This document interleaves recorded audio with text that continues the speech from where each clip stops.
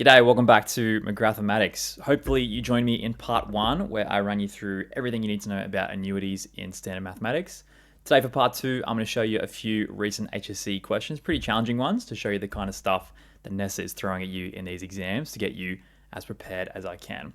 All right, let's get into it. Here is our first one from 2021. It was a band 5. All of these are going to be high band questions because annuities is a very challenging topic that a lot of people struggle with. We have $12,500 in a savings account with a fixed monthly rate of interest. At the end of each month, we are adding in a $500 deposit. Okay, we have a spreadsheet showing the first 6 months of the account. We have our beginning amounts, interest, deposit, and then final amounts. For 3 marks, we want to find the monthly rate of interest and then complete the 7th row of the table. Okay, so the trick here is that nowhere in the question did it tell us what the interest rate is. We need to figure it out from the numbers here. We essentially need to figure out what percentage is multiplying these numbers in this column to get our interest values in this column. Okay, now you can pick any two numbers. You should always get the same answer. I'm going to start off with the first month where something is multiplying 12,500 and it's getting me an answer of 18.75. Or you can think of it as we're trying to figure out what percentage this number is out of this number.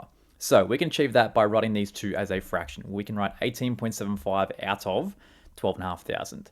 Now, anytime you have a fraction and you want to figure out what that would be as a percentage, all you need to do is multiply this by 100. So if you chuck this into a calculator, times it by 100, it should tell you 0.15.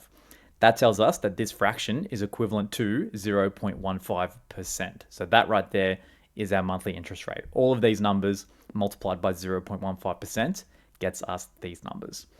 Now we have everything we need to complete the final column, or final row, sorry, and grab our 3 marks. So as always, the amount at the end of the month is going to become the starting amount of the next month. So the gap here is going to be 15,624 and 20 cents. Now to figure out our interest in the 7th month, we're just going to take our remaining balance and we are going to find 0.15% of it. So if we multiply 15,624.20 by 0.15%, we get a value of 23.44, which if we look at the numbers does make sense because these are starting at 18 and gradually increasing. So we would expect our next number to be slightly bigger than 22.65. So 23.44 goes just there. Okay, now what do we do with these 3 numbers to get our final number? Well, this is an investment account. So we have the original balance. We are going to grow by the interest amount, and then we are going to add in our deposit. This is money that we are chucking into our account. So to get the final value, all we need to do is add these 3 numbers together.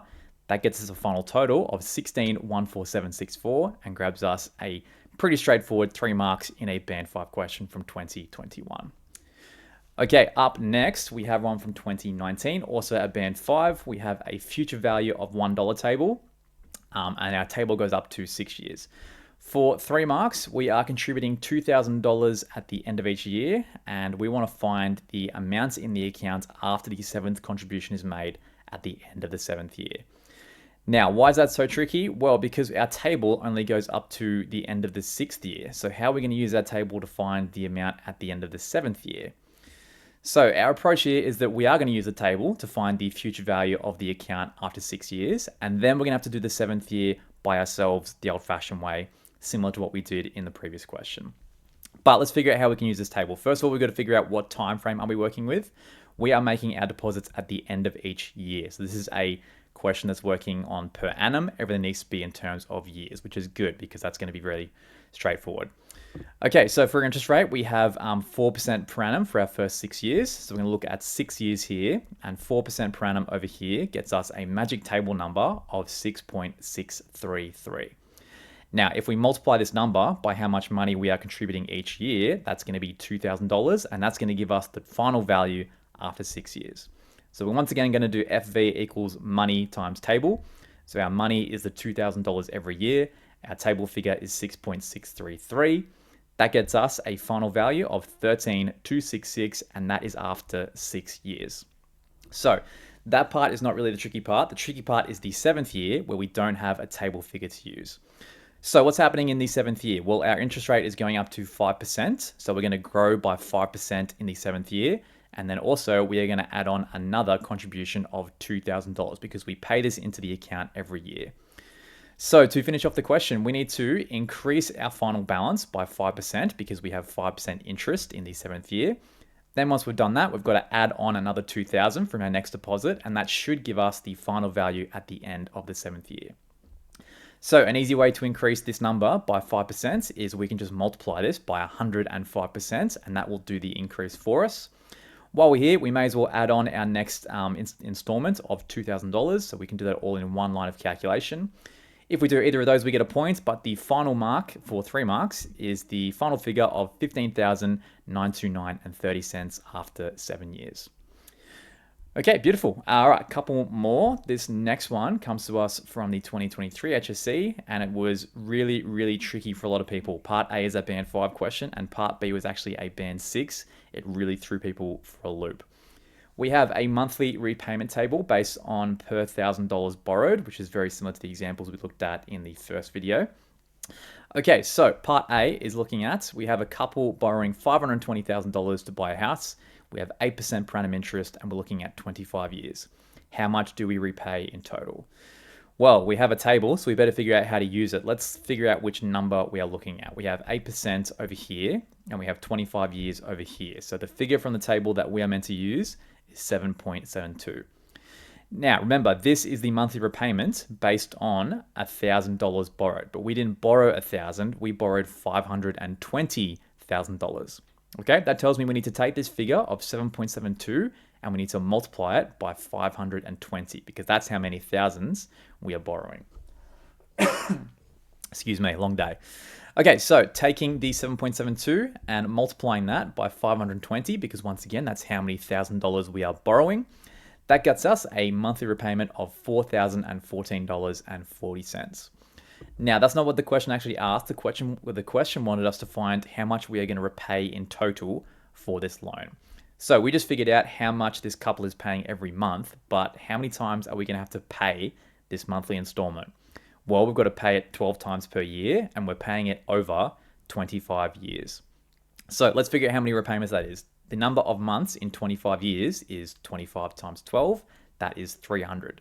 So this unfortunate couple has to pay $4,000 every month for 300 months. So to figure out our total repayment, we can just do $4,014.40, multiply it by 300, and in total, for this $520,000 house, we are going to have to repay $1.2 million.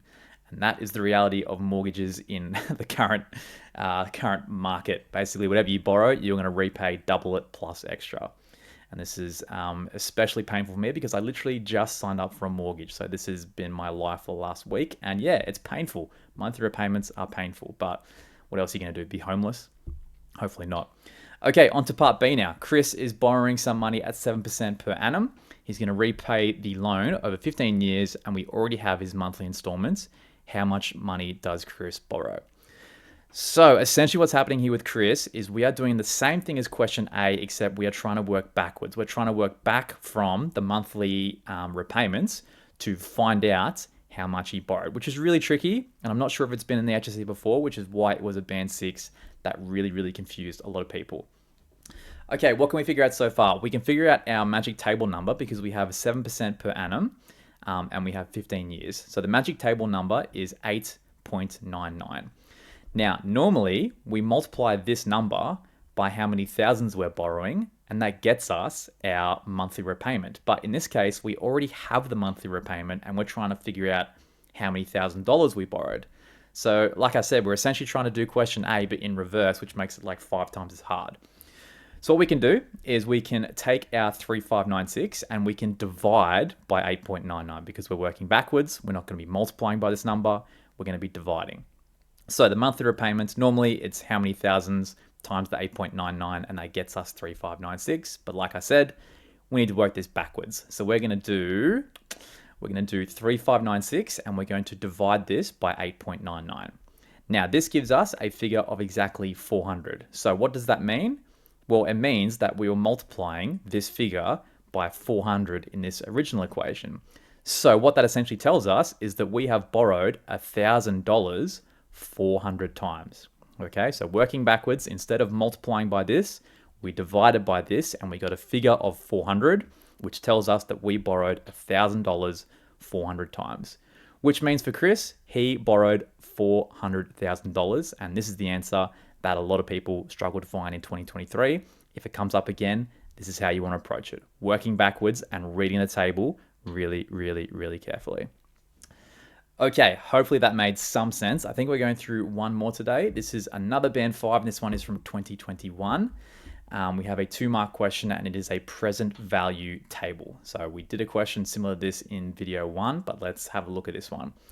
Okay, blah, blah, blah, present value factors based on $1 for varying interest rates and ends. Okay, the actual question is, Martina is borrowing 500 grand to buy a home. We have 1.5% per annum compounding monthly. So compounding monthly and monthly repayments is 2 big hints that this question is working in months.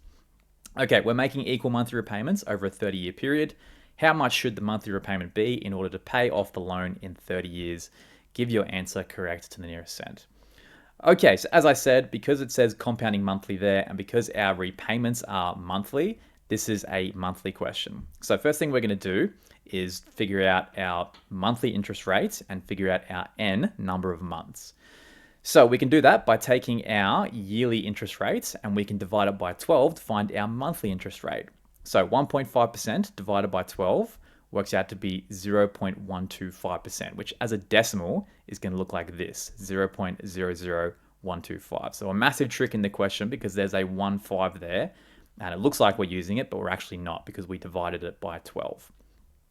Okay, for our number of repayments, we are paying this off in 30 years. If we do the number of months in 30 years by doing 30 times 12, we're going to have to repay 360 times. So we're looking at 360 over here.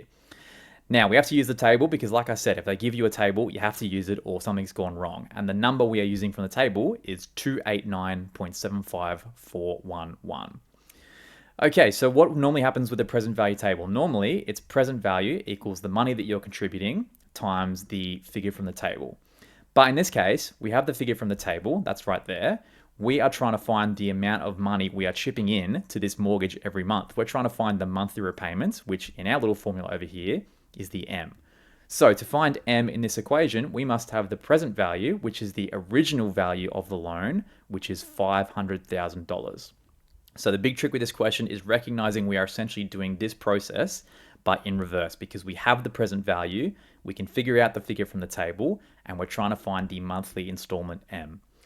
So once you get that far, the rest is really easy because now we are just going to work this equation backwards because we're trying to get rid of this times 289. So we are going to divide. So we can find the monthly repayment by doing 500 grand divided by the figure from the table, which is 289.75411. This calculation gives us a monthly repayment of 1,725.60, and that right there was our answer for 2 marks in a Band 5 HSC question. So there you go. They are throwing the same tricks here every year. It's very careful reading. It's changing time periods. It's changing months. And yeah, just make sure you know your processes. Make sure you read carefully. If they give you a table, make sure you use the table. But just be patient with yourself because this is a really challenging topic. It does take a while to get used to the tricks that you see in the HSC exams.